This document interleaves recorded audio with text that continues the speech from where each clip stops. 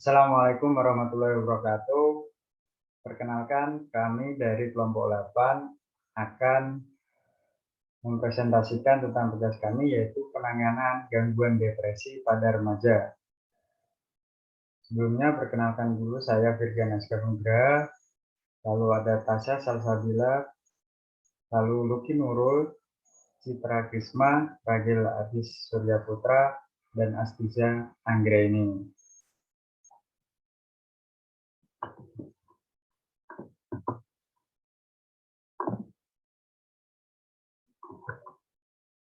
Untuk materi pada kelompok kami, ada beberapa subbab, yaitu tentang pengertian gangguan depresi pada remaja, macam-macam gangguan depresi pada remaja. Selanjutnya ada analisa kasus gangguan depresi pada remaja, dilanjutkan dengan penanganan yang pertama, lalu penanganan yang kedua, selanjutnya adalah penanganan yang ketiga. Oke, langsung saja kita mulai.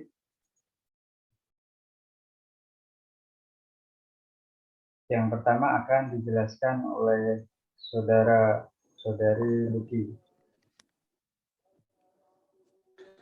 Pengertian depresi. Depresi merupakan gangguan penyesuaian diri atau gangguan dalam perkembangan emosi jangka pendek atau masalah perilaku. Di mana dalam kasus ini perasaan sedih yang mendalam dan perasaan kehilangan, harapan atau merasa sia-sia sebagai reaksi terhadap stresor dengan kondisi mood yang menurun. Secara sederhana, menurut Lubis 2009, depresi dapat dikatakan sebagai suatu pengalaman yang menyakitkan, suatu perasaan tidak ada harapan lagi yang ditandai dengan efek disforik atau kehilangan kegembiraan disertai dengan gejala-gejala lain seperti gangguan tidur dan menurunnya selera makan. Depresi pada remaja bukan sekedar perasaan stres atau sedih sebagaimana hal yang datang dan pergi begitu saja, melainkan merupakan sebuah kondisi yang serius yang dapat mempengaruhi perilaku, emosi, dan cara berpikir pada remaja tersebut, serta sifatnya yang permanen yang membutuhkan penanganan serius dari berbagai pihak untuk mengatasinya, serta support dari orang-orang terdekat. Berdasarkan uraian di atas, dapat disimpulkan bahwa depresi adalah perasaan tidak ada harapan lagi yang ditandai dengan kemurungan, sedih, rasa tidak bahagia, terpuruk, putus asa, mengasihi diri sendiri, serta rasa bersalah yang begitu mendalam dan berkelanjutan sehingga kehilangan minat dalam berbagai aktivitas sehari-hari, serta menarik diri dari hilangnya kegairahan hidup untuk periode waktu yang paling sedikit kurang lebih 2 minggu. Untuk selanjutnya, silakan Mbak Citra. Saya akan menjelaskan bagian dari macam-macam gangguan depresi pada remaja.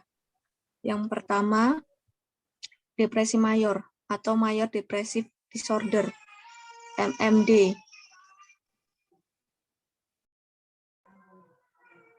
Jenis depresi yang paling umum terjadi dengan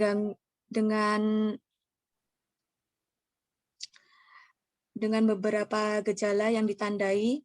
Yang pertama, menurunnya suasana hati, mengalami penurunan minat pada apa yang biasanya disukai, mengalami penurunan berat badan, perubahan pola tidur, baik mengalami insomnia atau hipersomnia, kelelahan, merasa tidak berharga atau merasa bersalah, kesulitan berkonsentrasi, yang terakhir memiliki pemikiran untuk mengakhiri hidup.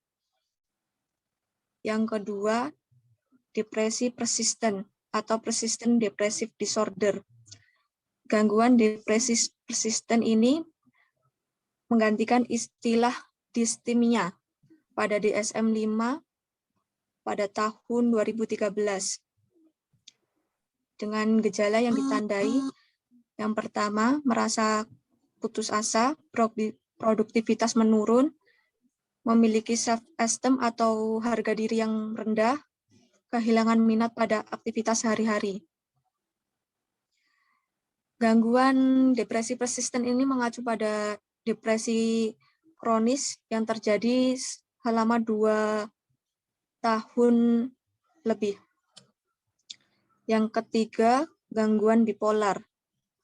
Gangguan bipolar berbeda dengan depresi. Seseorang yang mengalami bipolar biasanya mengalami perubahan suasana hati yang tinggi atau episode manik dan biasanya juga mengalami episode hipomania. Pada seseorang yang mengalami depresi bipolar ditandai dengan gejala mudah marah dan gelisah, selalu ragu dalam mengambil keputusan, dan hidupnya disorganisasi. Putus asa dan hilangnya harga diri, mudah lelah, susah tidur, dan lesu. Sakit, nyeri, dan agitasi psikomotor yang tidak dapat dijelaskan. Seseorang dengan gangguan bipolar memiliki resiko 15 kali lebih besar untuk mengakhiri hidup. Yang keempat, depresi postpartum atau pasca persalinan. Gangguan ini dikarenakan perubahan hormon yang cukup signifikan pada wanita sehingga mempengaruhi suasana hati. Postpartum lebih serius dibandingkan baby blues. Karena baby blues merupakan gejala depresi dan kecemasan yang relatif cukup ringan. Dapat hilang setelah 2 minggu melahirkan. Depresi postpartum ditandai dengan kelesuan, kesedihan, berkepanjangan, kebingungan, halusinasi, delusi. Yang kelima, pramenstrual dysphoric disorder atau PMDD, yaitu gangguan yang muncul selama siklus menstruasi dengan ditandai gejala seperti kelelahan ekstrim, sifat cepat marah, sulit berkomunikasi, perasaan stres dan kecemasan yang parah, merasa sedih dan putus asa, dan mengidam makanan tertentu. Yang keenam, Social Affective Disorder atau SAD. Gangguan ini dipengaruhi oleh periode tertentu saja, dengan gejala yang muncul depresi, cepat mengantuk, kenaikan berat badan. Gangguan ini hanya muncul ketika seperti musim dingin, seseorang yang kekurangan pencahayaan akan mengalami depresi, tetapi akan hilang ketika musim semi akan datang. Yang ketujuh, depresi atipikal, yaitu depresi yang berkaitan dengan perubahan suasana ekstrim ketika mendapat sesuatu yang negatif, namun tiba-tiba bersemangat ketika menghadapi peristiwa positif. Gejala yang muncul seperti tidur berlebihan, makan berlebihan, mengalami kelelahan, memiliki perasaan terbebani, sensitivitas yang tinggi terhadap gejala bentuk penolakan, dan suasana hati yang reaktif. Yang kesembilan, depresi psikotik, yaitu jenis depresi berat yang sangat parah pada akhirnya muncul beberapa bentuk psikosis, seperti halusinasi, delusi, paranoid. Munculnya gejala psikotik biasanya ditekankan pada saat mengalami depresi berat. Orang akan menjadi katatonik dan merasa terjebak pada kondisi tertentu, sehingga muncullah sifat psikosis dalam diri orang tersebut. Yang kesembilan, depresi situasional, yaitu depresi yang berkaitan dengan peristiwa yang sangat mengubah hidup seseorang, seperti perceraian, kehilangan pekerjaan, atau kematian anggota keluarga atau teman dekat. Depresi situasional terjadi ketika seorang mengalami perubahan suasana hati tertekan ketika ia kesulitan dalam mengelola stres tersebut. Selanjutnya akan materi dilanjutkan oleh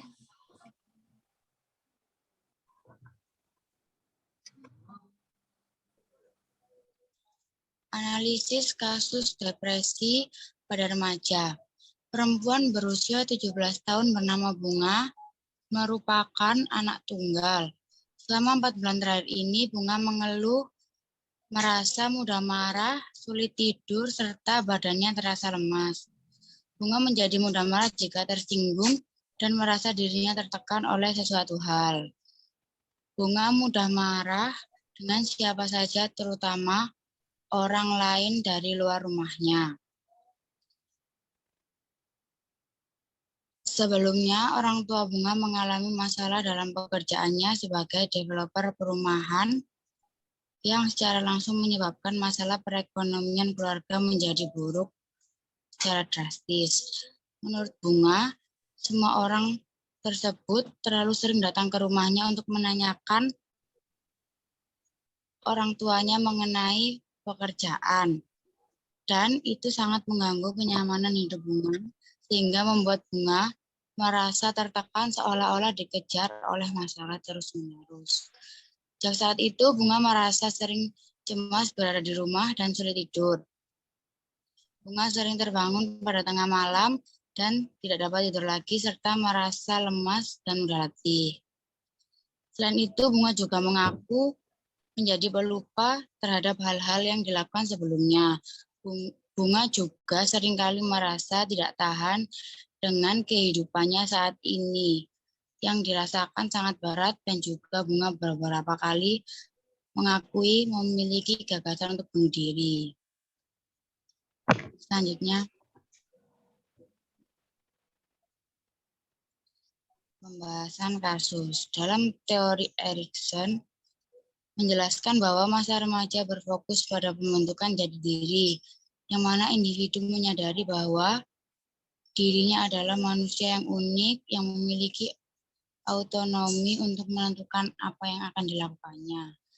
Pada fase ini, individu mulai mempelajari dirinya lebih dekat, seperti sifat yang dimiliki, siapa dirinya, apa tujuan untuk masa yang akan datang. Ketakutan dan kelemahan diri, serta mengontrol keinginan yang dimiliki. Proses pencarian jati diri ini yang dialami remaja seringkali membuat mereka merasa tergantung pada faktor eksternal, yaitu pergaulan teman, dan cukup banyak mempengaruhi sikap, pola pikir, dan perilaku mereka.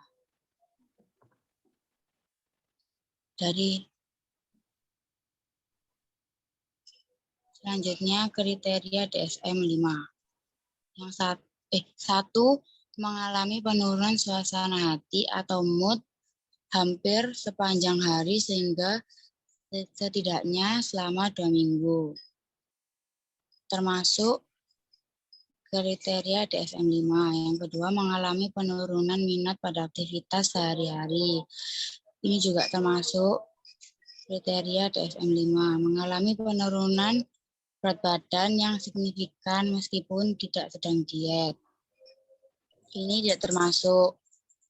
Yang keempat, mengalami permasalahan tidur seperti insomnia atau hipersomnia sampai hampir setiap hari. Ini termasuk DSM-5. Yang kelima, penurunan kemampuan berpikir dan gerakan melamban. Termasuk DSM-5. Yang keenam, mengalami kelelahan dan kehilangan energi hampir setiap hari. Ini juga termasuk kriteria DSM-5. Yang ketujuh, merasa tidak berharga atau merasa bersalah yang berlebihan. Ini tidak termasuk kriteria DSM-5. Yang kedelapan, kesulitan berkonsentrasi dan berkurangnya kemampuan berpikir. Ini termasuk kriteria DSM. Dan yang terakhir, sering memiliki keinginan untuk mengakhiri hidup.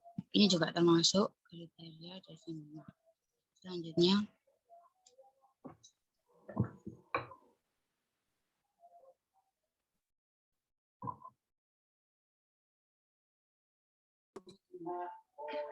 di sini saya akan menjelaskan tentang penanganan menggunakan teknik CBT ya. Gangguan depresi itu adalah salah satu gangguan kejiwaan yang paling umum yang terjadi pada orang-orang dari segala usia di seluruh wilayah dunia ya. Meskipun dapat muncul pada usia beberapa pun, namun masa remaja hingga dewasa awal adalah usia yang paling umum timbul ya. Dan wanita terkena 2 kali lebih banyak dibandingkan pria. Next. Nah, Cognitive Behavior Therapy atau CBT adalah salah satu intervensi psikologis berbasis bukti ya, untuk pengobatan beberapa gangguan kejiwaan seperti depresi, gangguan kecemasan, gangguan somatoform, dan gangguan penggunaan zat ya. Di situ. Oke, next. Nah, keuntungan CBT dalam gangguan depresi itu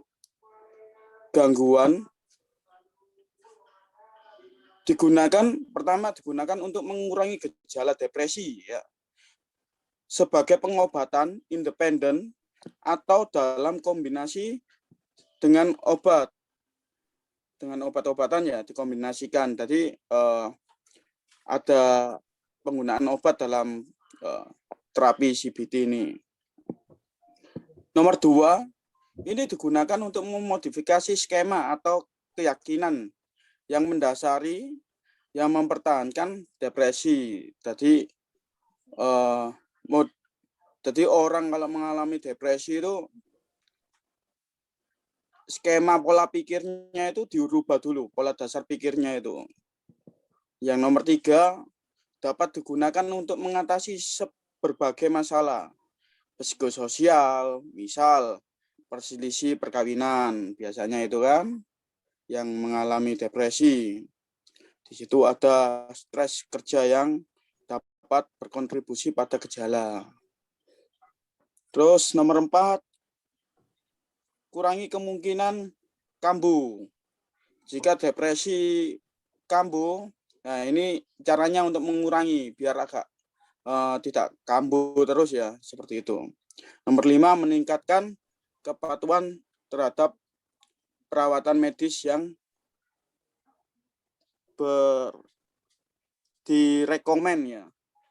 direkomendasikan seperti yang maksudnya itu. Next.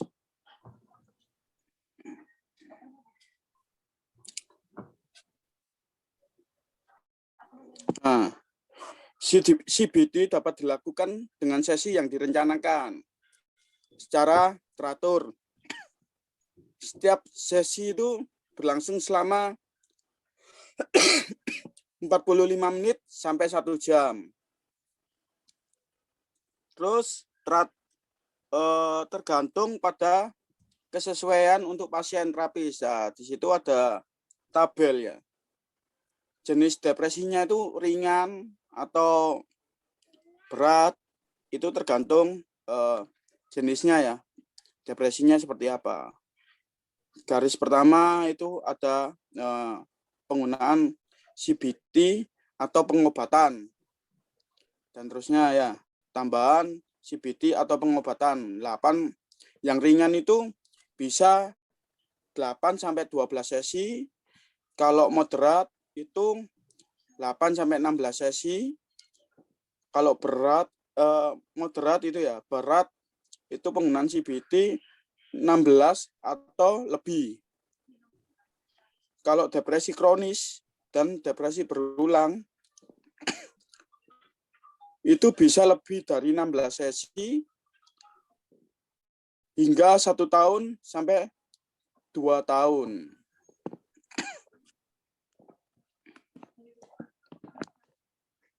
Next. Nah, tinjauan terapi perilaku kognitif untuk depresi ya. Definisi masalah yang disepakati bersama oleh terapis dan klien. Pengaturan tujuannya, masalahnya jelasin apa. Menjelaskan dan membiasakan klien dengan 5 model area CBT. Meningkatkan kesadaran dan pemahaman tentang aktivitas dan perilaku kognitif seseorang. Nomor 5, memodifikasi pikiran dan perilaku menggunakan prinsip dialog Socrates dan penemuan terbimbing dan eksperimen perilaku. Nomor 6, penerapan dan konsolidasi keterampilan dan strategi baru dalam sesi terapi dan sesi pekerjaan rumah untuk mengeneralisasikan di berbagai situasi. Nomor 7, pencegahan kambuh dan akhir terapi. Nomor 8. Next. Oke, selanjutnya ada penanganan yang ketiga. Yang kedua, yaitu adalah konseling kelompok. Konseling kelompok adalah suatu upaya bantuan kepada individu dalam suasana kelompok yang bersifat pencegahan dan penyembuhan dan diarahkan pemberian kemudahan dalam rangka perkembangan dan pertumbuhan, di mana dalam sesi ini diharapkan dapat membantu peserta didik dalam pembahasan dan pengentasan masalah pribadi dalam suasana kelompok. Yang dimaksud peserta didik adalah pada saat remaja. Selanjutnya adalah teknik yang digunakan. Teknik yang digunakan dalam konseling kelompok yaitu ada 2. Yang pertama adalah diskusi kelompok. Diskusi kelompok merupakan salah satu cara yang memberikan kesempatan kepada peserta untuk memecahkan masalah bersama-sama. Jadi tahapannya ada perencanaan suatu kegiatan, masalah-masalah belajar, masalah-masalah menggunakan waktu, dan lain sebagainya. Untuk selanjutnya adalah kegiatan kelompok.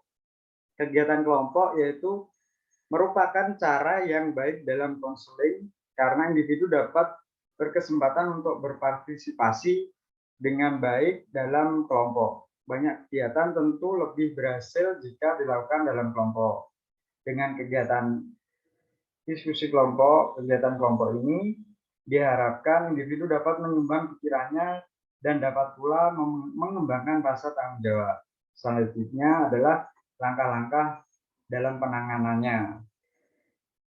Langkah-langkah yang pertama adalah langkah pembentukan.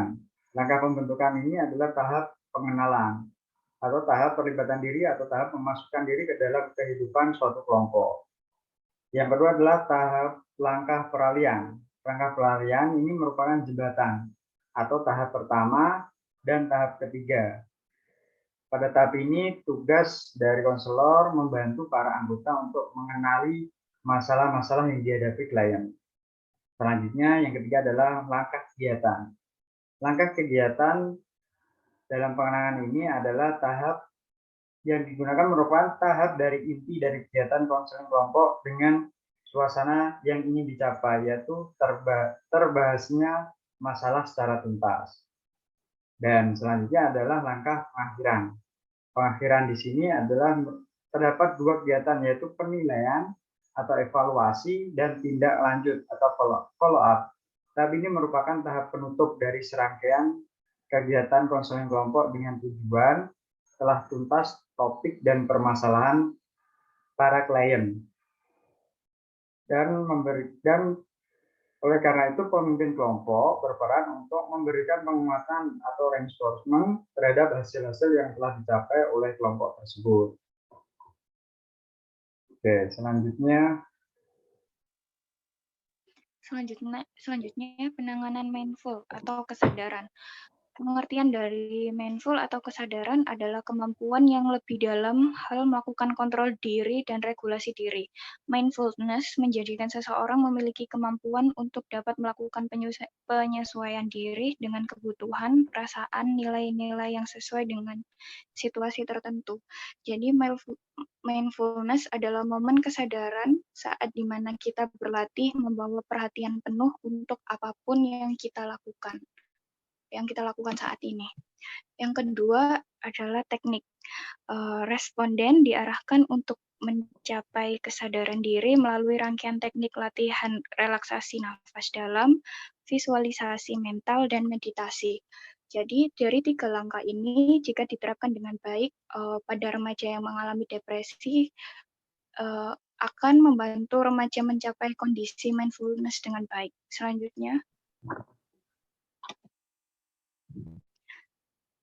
Selanjutnya, langkah-langkah penanganan yang pertama, teknik relaksasi nafas dalam. Teknik ini dapat membantu seseorang untuk merelaksasikan fungsi-fungsi vital tubuh seperti pada otak, pernafasan, dan pencernaan. Setelah memusatkan pikiran perhatian untuk dapat merasakan kenyamanan terlebih dahulu, merasakan denyut nadi sendiri melalui teknik visualisasi mental. Nah, dari yang kedua, melalui visualisasi mental ini, seseorang akan dapat merasakan kondisi yang ada di pikirannya seolah-olah nyata dan benar-benar terjadi. Jadi, semakin jelas terasa, maka semakin membantu seseorang ini untuk fokus pada kondisi yang lebih baik lagi. Jika teknik visualisasi mental ini dilakukan dengan baik. Yang ketiga, langkah terakhir yaitu menentukan dari pencapaian kondisi mindfulness pada responden adalah dengan teknik meditasi. Teknik ini mengarahkan pada kondisi seseorang untuk mencapai ketenangan. Jadi akan sangat bergantung pada kemampuan seseorang, terutama di pikiran untuk memusatkan perhatian. Riset juga membuktikan bahwa teknik meditasi ini bisa dapat merelaksasikan anggota tubuh dan dapat mengurangi dampak stres dan depresi.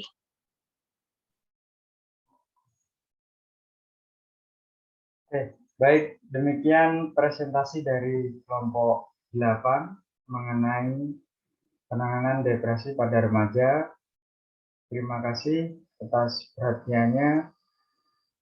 Wassalamualaikum warahmatullahi wabarakatuh.